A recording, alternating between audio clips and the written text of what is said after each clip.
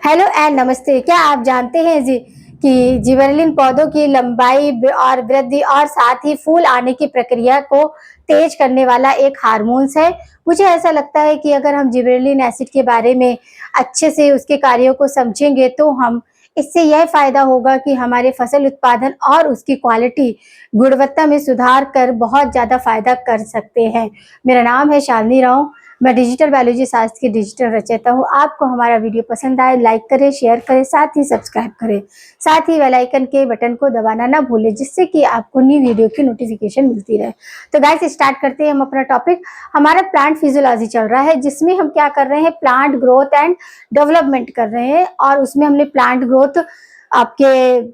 Growth देख लिया था कि कैसे कैसे आपके प्लांट ग्रोथ हार्मोन्स है, जो वो हमें 5 हार्मोन्स स्टडी करने हैं: ऑक्सिन, जिबरेलिन एसिड, एबार्सिक एसिड और इथाइलिन।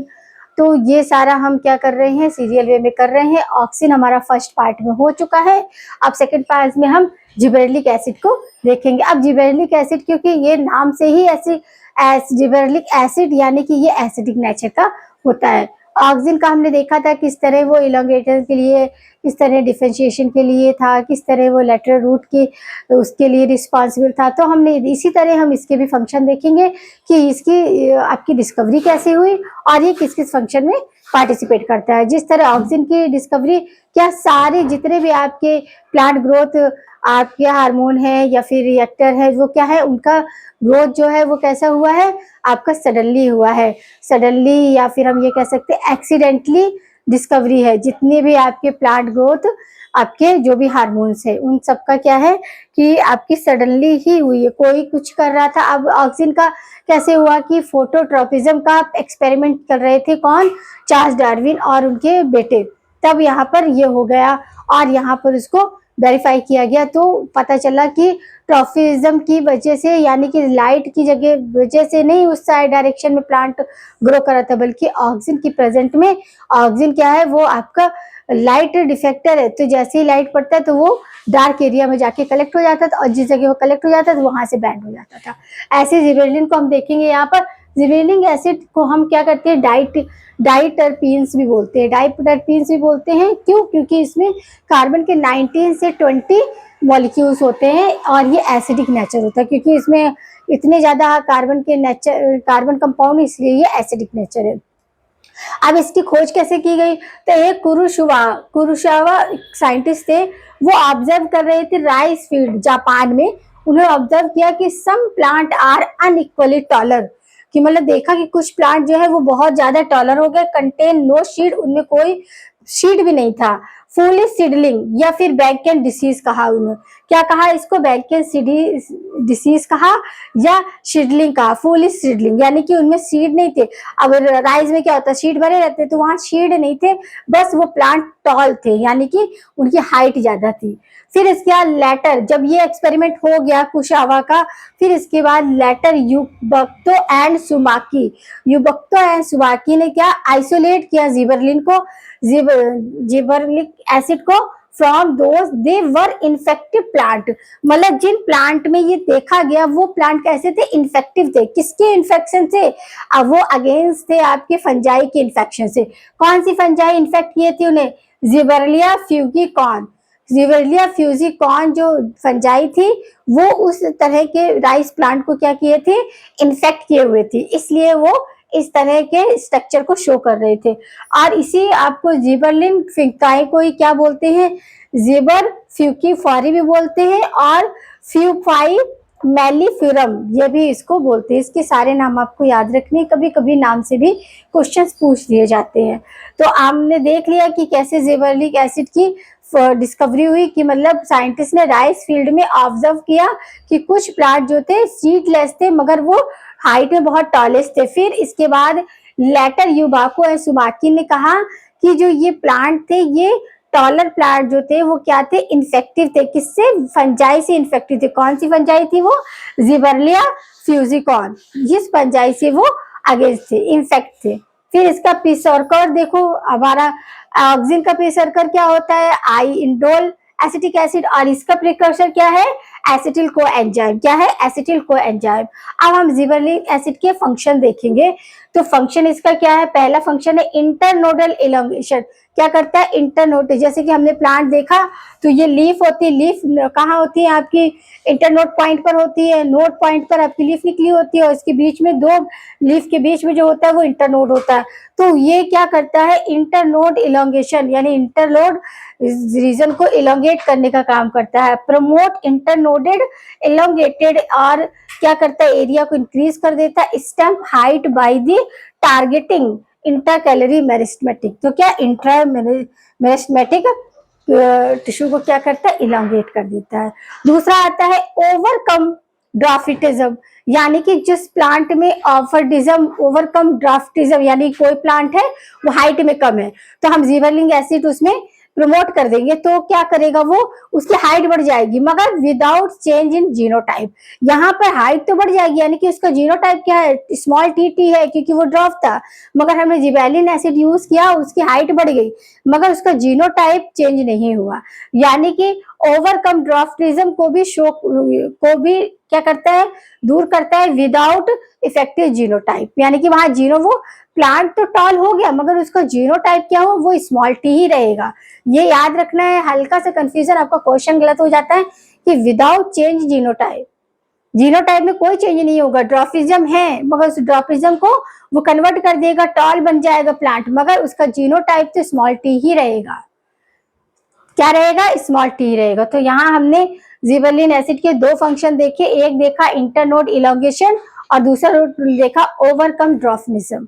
ओवरकम, अभी इंटरनोडस में क्या था? इंटरकैलरी मेरिस्टेमेटिक का ग्रो हो जाता है और आपका ये ओवरकम में क्या होता है? Without change of genotype. Genotype आपका स्मॉल टी ही रहेगा बट उसका जो हाइट होगा वो क्या हो जाएगा? टॉल हो जाएगा। किसका? प्लांट का।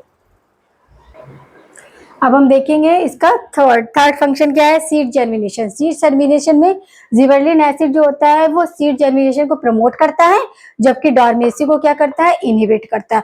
वहीं इसका उल्टा एबीएस जो होता है, एबीएस एसिड जो होता है वो क्या करता है? सीड जर्मिनेशन को इनहिबिट करता है, जबकि सीड डॉर्मेसी को क्या करता है? प्रमोट करता है।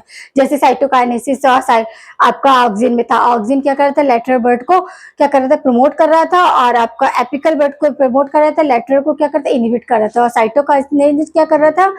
एपिकल को इनहिबिट कर रहा था और लेटरल को प्रमोट कर रहा था। वैसे ही यहाँ पर कि जिबरेलिक एसिड जो है वो सीड जर्मिनेशन को प्रमोट करेगा, सीड डॉर्मेसी को क्या करेगा? इनहिबिट करेगा।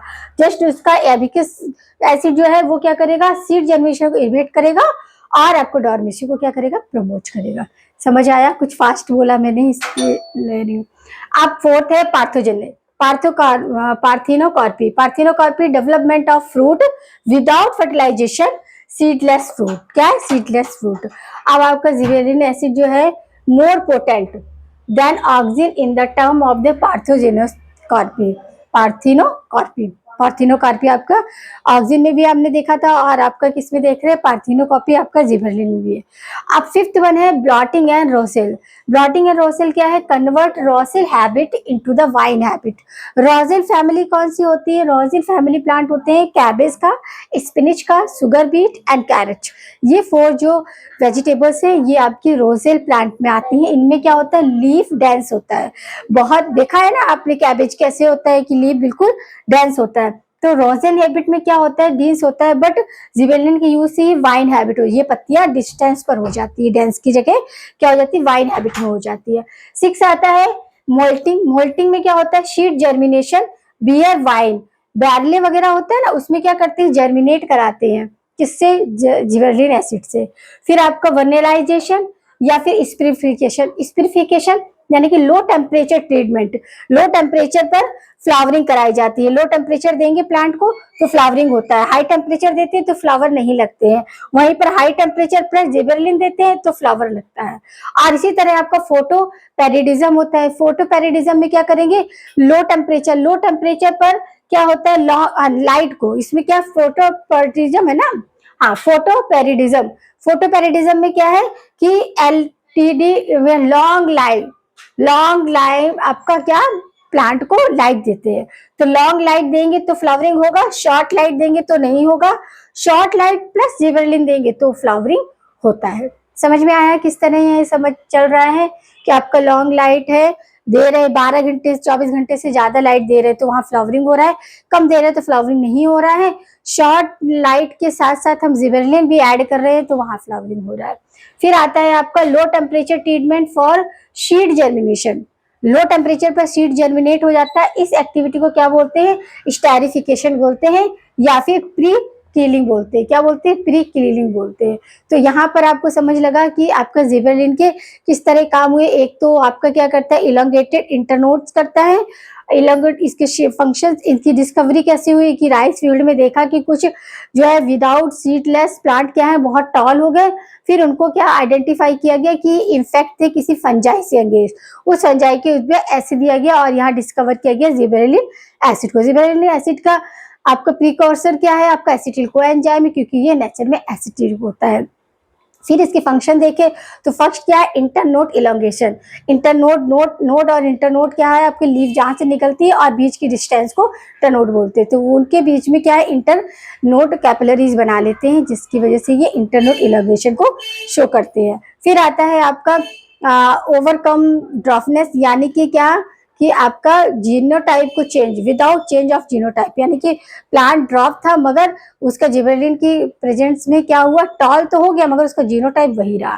फिर सीड जर्मिनेशन है जिसमें कि आपका क्या है? सीड जर्मिनेशन को ये प्रमोट करता है, जबकि सीड डॉर्मिनेशन को क्या करता है? ये इनहिबिट करता है।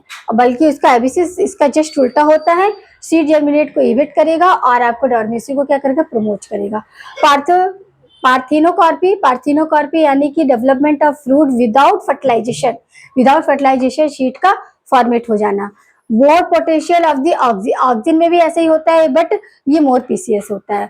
ब्लॉटिंग या रोसिल यानी कि क्या है? आपकी लीफली डेंस वेजिटेबल्स होती है जैसे कैबेज है, स्पिनिच है, सुगर बीट है, कैरेट है। इसमें आपका जिबरेलिन का यूज करके ये क्या वाइन हैबिट में कन्वर्ट हो जाती है। जो इनका डेंस है वो क्या हो जाता है? कम हो जाता है। फिर है malting seed germination. Beer wine यानी कि बैरले वगैरह होती है उसमें जर्मिनेट करते हैं इसकी प्रेजेंस में। फिर आपका वनीलाइजेशन या स्पिरिलाइजेशन, इसमें क्या लो टेम्परेचर पर फ्लावरिंग देखी जाती है। लो टेम्परेचर देंगे तो फ्लावरिंग होगा, हाई टेम्परेचर देंगे तो आपका हाई टेम्परेचर और प्लस आपका क्या करें? जिबरेलिन, तब कहीं जाके फ्लावरिंग होता है। ऐसे आपका फोटोपेरिटिज्म होता है, यानी कि लॉन्ग टाइम तक क्या देना है? लाइट देनी है 12 घंटे से ज्यादा, 24 घंटे से ज्यादा, तब यहाँ पर लॉन्ग लाइट होगा तो फ्लावरिंग होगा। शॉर्ट लाइट तो नहीं होगा। शॉर्ट लाइट के साथ हम जिबरेलिन ऐड करेंगे तब वहां फ्लावरिंग होगा।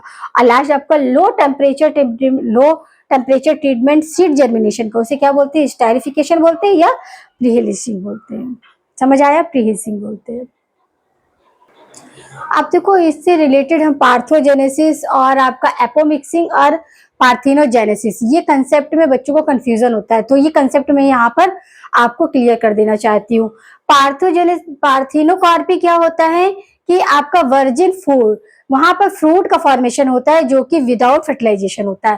पार्थोजेकार्पी, देखो पार्थिनोकार्पी क्या है? Virgin fruit. कैसा? Development of fruit without fertilization, example seedless food, ये ओनली इन प्लांट। इस तरह की एक्टिविटी पार्थिनोकार्पी कहाँ होती है? केवल और केवल प्लांट में, क्योंकि प्लांट में ही सीड का फॉर्मेशन होता है। और इस एक्टिविटी के अकॉर्डिंग रिजल्टेंट क्या? सीडलेस आपके क्या बनते हैं? सीडलेस फ्रूट बनते हैं, तो जो प्लांट में ही मोस्टली मिलते हैं। एपोमिक्सिंग क्या है? वर्जिन सीड, ये भी वर्जिन सीड है। यहाँ पर भी development of seed without fertilisation, और ये भी आपका क्या? ओनली प्लांट में ही होता है। अब आता है पार्थोजेनेसिस। अब पार्थिनोजेनेसिस जो है ये वर्जिन बर्थ का है। यहाँ पर कोई फ्रूट नहीं बनेगा, कोई एग नहीं बनेगा, डायरेक्ट ऑर्गेनिज्म का बर्थ होता है। तो पार्थिनोजेनेसिस वर्जिन बर्थ, ये दो तरीके को, तो occur in plant as well as in animals. Development of organism without fertilisation, that is from unfertilised egg. Unfertilise egg से ऑर्गेनिज्म का फॉर्मेशन होता है। तो टाइप ऑफ पार्थिनोजेनेसिस दो तरीके की होती है, एक नेचुरल पार्थिनोजेनेसिस, एक आर्टिफिशियल। आर्टिफिशियल जो लेबोरेटरी में हम कराते हैं, और नेचुरल जो होती है इन सोशल इंसेक्ट। सोशल इंसेक्ट हमने जब आपको ये पढ़ाया था क्या? रिप्रोडक्शन, तब वहां पर हमने बताया था कि किस तरह मेल ड्रोन का आपका जो हनी बी का बताया था किस तरह मेल ड्रोन का फॉर्मेशन होता है, किस तरह वो बनता है, तो इसी में ये एक्टिविटी आती है। सोशल इंसेक्ट में ये होता है, दो तरीके होता है, आर्हिनोटॉकी। आर्हिनोटॉकी में क्या होगा, अनफर्टिलाइज एग होगा और आपका मेल ऑर्गेनिज्म का फॉर्मेशन होगा जो कि ड्रोन होता है। क्या होता है, ड्रोन होता है, हनी बी का मेल गैबिट होता है।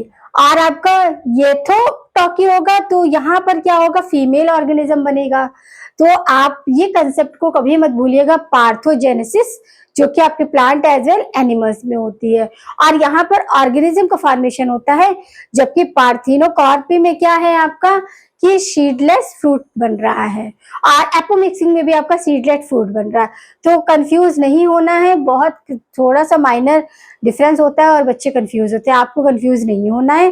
क्यों, क्योंकि आपका जहाँ कार्पी है वहाँ सीडलेस फ्रूट बनेगा, जो कि ओनली एनिमल्स, ओनली प्लांट में होता है, एनिमल में नहीं होता। एपोमिक्सिंग भी प्लांट में ही देखने को मिलता है। हाँ, ये जो आपका पार्थोजेनेसिस, इसमें क्या है, ऑर्गेनिज्म बनता है, किससे, आपका अनफर्टिलाइज एग से। तो ये कंसेप्ट आप याद रखिएगा।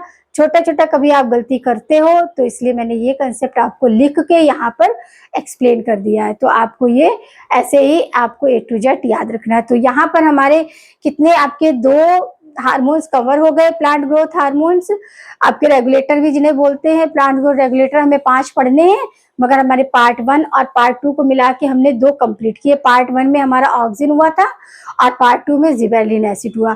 अब हम नेक्स्ट देखेंगे एथिलीन, देखेंगे जो आपका गैसीय रिएक्टर है, आपके गैसीय हार्मोन है, या फिर हम एबार्सिक एसिड देखेंगे, ऐसे ही कुछ देखेंगे।